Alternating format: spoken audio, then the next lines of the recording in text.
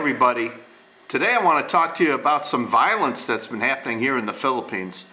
Just recently, an Australian couple, an Australian gentleman and his wife, a Filipina Australian, were found dead in their hotel room along with their daughter-in-law.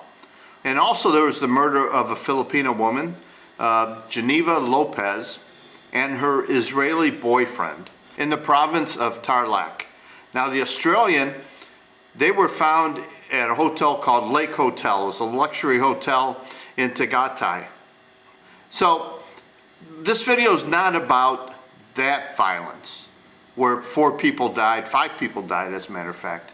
But how can you protect yourself? How can you not be a target? How can you protect yourself from finding yourself in that situation? So let's go over each situation, not the individual case, but each situation. The couple that were up in Tarlac, the Israeli and his Filipina girlfriend, they were headed up into the province in Tarlac to do a real estate transaction. Now, sounds easy. No, it's not. You should never go into the province anywhere other than a lawyer's office, a bank, your real estate office, if it's a legitimate office in a city, to do business and sign the contracts. Everybody should know what the property looks like, should have already done their due diligence, have the property surveyed properly, and you should not be going up there expecting to receive cash at the property site. That should be done in the bank. Don't be foolish enough to think that you're going to go somewhere with a bunch of cash and buy some property. Legitimate transaction would happen in a lawyer's office or in the bank. You know, if you're going to exchange a large sum of money, exchange it in the bank. Don't become a target. Don't carry a large sum of money where you see somebody has a pickup truck for sale here in the Philippines. And you go, man, that's a good deal. 1.5 million for this used truck. I'll go buy it. And you put a 1,500,000 pesos in a bag and you drive out into the province to go buy this truck. Well, chances are you might get robbed. Not every time, but there's a chance that could happen. If somebody wants to do a transaction that includes a large sum of money, and I'm going to call 50,000 pesos or more a large sum of money, do it in the bank. Have them bring you the car title, the motorcycle title at the bank, transfer the paperwork, and you can hand them the money where you have security in the bank and you have witnesses. Better you both go to the attorney first to get all the paperwork done. And you get all the paperwork right, everything notarized and stamped. And then you hand over a bank cashier check if you have a Philippine bank. If it's a cash transaction, tell the people once we're done with all the paperwork, we're going to walk right over to the bank and I'll give you the money. We'll withdraw it out of the bank account and I'll pay you. Don't be walking around with a large sum of money, especially if somebody knows that you have the money. Somebody knows you're coming. You're coming to buy a car. These people know that you're coming there with a large sum of money, so they're prepared for you. Either one, they're going to do a real transaction with you and it's all legit, or 2, they're going to rob you. Just like doing shit on Craigslist back home. You sell something on Craigslist. Well, you don't go to buy a diamond ring and a Rolex watch on Craigslist and show up in an alley in the ghetto with money to pay cash for this Rolex. You know that's stupid. You know a crime's going to probably happen. And it's the same thing here. Just be cautious. Take precautions. Do things legally. Do it in a lawyer's office. If they don't want to come to the lawyer's office, you shouldn't be doing business with them. And here, the case of this young lady, Miss Lopez, and the gentleman that she was with is Israeli. And he should have known better. He should have known better than to go be doing a cash transaction somewhere off the beaten trail. You know, Tarlac is north of Angeles City, I believe, and it's in the province, and everything should be telling them to go to a lawyer's office to do this transaction. Go to the bank to exchange the money. Don't be doing it out in the open in a field. They ended up getting shot. Both of them were shot twice, and their SUV was burnt to hide the evidence. The police found most of the people who did this. There's a bunch of people of interest that they're looking for, but we'll go over this in another video later. The other incident where somebody was killed, and this happened a couple years ago in Mindanao. A foreigner had a successful business, and in this business, every first of the month, the last day of the month, he would go and do payroll. He had over 100 employees, each making about 10,000 pesos or more per month. So he was carrying over 1 million pesos once a month to go around to all his different businesses to pay everybody in cash. He wasn't using direct deposit or anything of that nature. But here it is, a guy who was doing something on a routine, on a regular basis, taking money and going a route. You know, he would go to this business and pay everybody their paycheck, go here and pay everybody their payroll, and then go over here. People found out about this. And all it takes is one individual to figure out, hey, once a month this guy has 1 million pesos and he drives to here, here, and here. But say once a month you go to get your money.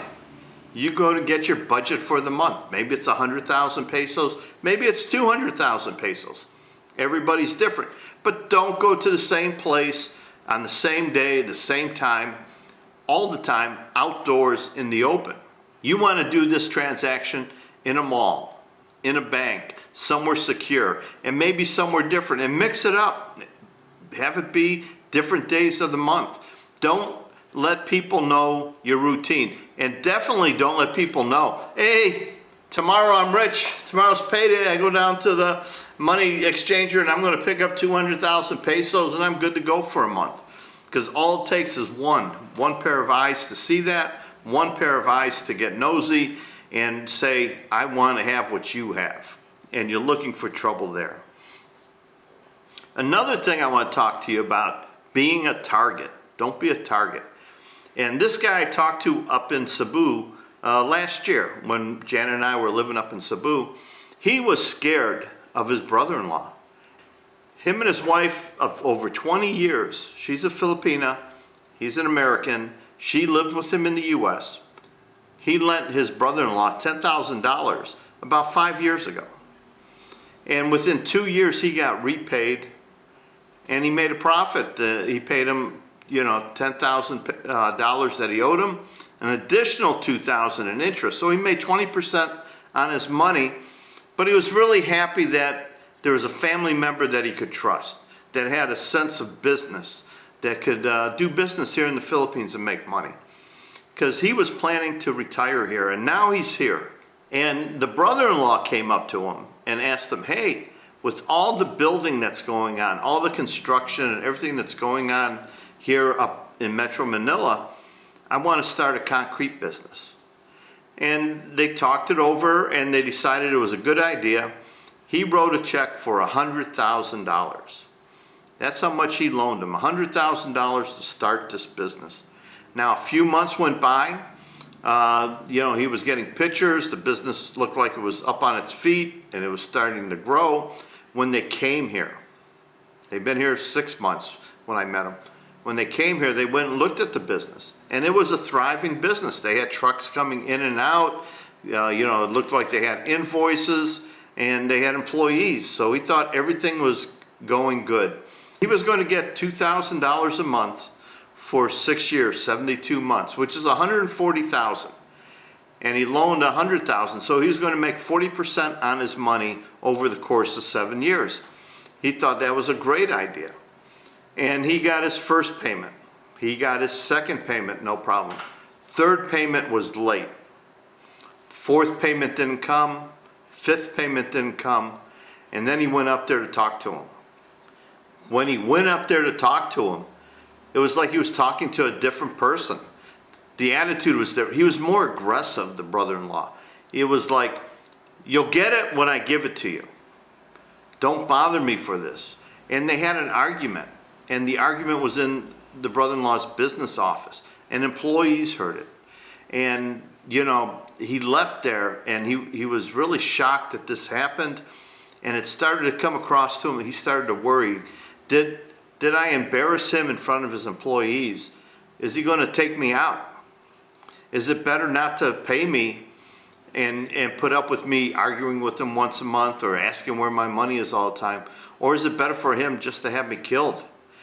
He really had this concern. He was scared of his brother-in-law because he lent so much money, and for him to collect the money from him, he was going to have to push him.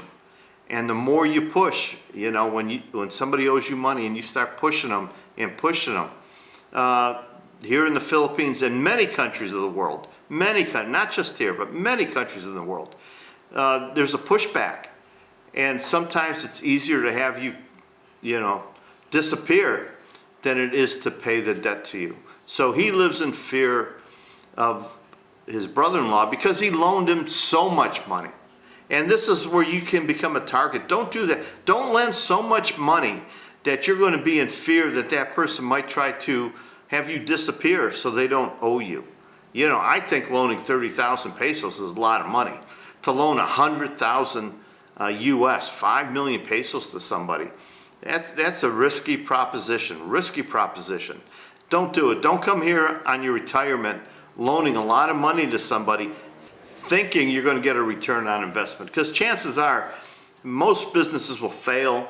Most people won't be able to pay you back, and most of the time they don't want to pay you back after a while. They'll make the first couple payments, but then they just don't want to pay you, because the money's theirs already. There's no longer a loan. It was you gave them the money. So protect yourself. Don't be a target. On those instances, you should be very careful. As a regular Joe walking through the Philippines, don't become a target. Your backpack on your back, flip it around to the front. Keep your phone in your front pocket. Keep your wallet in your front pocket. Keep your money separate from your wallet. Some guys carry a dummy wallet. And let me know what you think you should do when you're walking the streets of Manila or Cebu, and you don't want to lose any of your possessions. Pickpockets. So many pickpockets in Manila and Cebu during crowded times, during fiestas, during Sinulog. Pickpockets, they work in teams. So you have to protect your valuables. You see a lot of people have their backpacks in the front because they can hold it. In the back, someone can come behind you and unzip it and reach in. Keep your phone in your front pocket. Keep your money in your front pocket. Protect yourself. Don't let people know you have a lot of money. Be secretive how much money you have. It's one thing to talk to an expat, somebody you made friends with that you want to share with them. Hey, what's your budget here? And you both talk, 100,000 pesos a month, 300,000 pesos, whatever it is. But don't let all your neighbors know what you make. And if you have a large sum of money in your house, don't tell people where you hide it.